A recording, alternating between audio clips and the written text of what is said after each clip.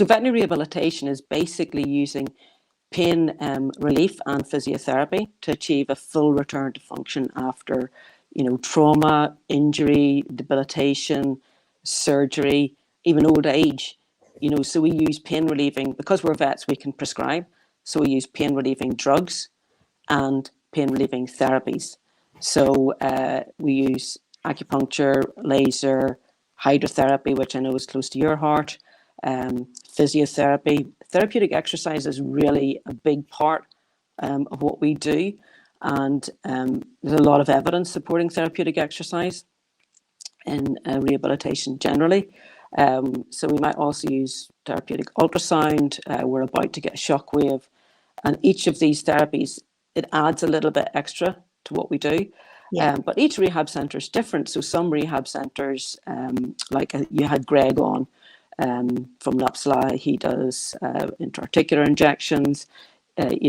Some might just be hydrotherapy centres. So each rehab centre is slightly different. And I think from my point of view, what I find works is basically throwing as many darts at that pain dartboard as you can, because what works for one patient won't necessarily work for another.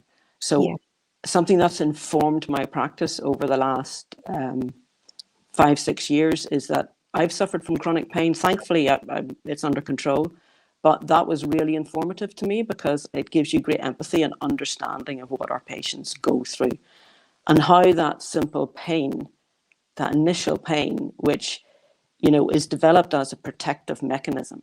So, we feel a pain, be it, we hit our thumb with a hammer, or we touch something that's too hot or too cold, or we spill acid on our hand, or, the brain needs to know about that quickly in order to withdraw you from the danger.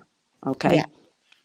The problem with chronic pain is that when pain is sustained for a long time, new pain receptors open in our periphery, these pain receptors that lie dormant until they're needed. So they get switched on, and new pain pathways open to the brain.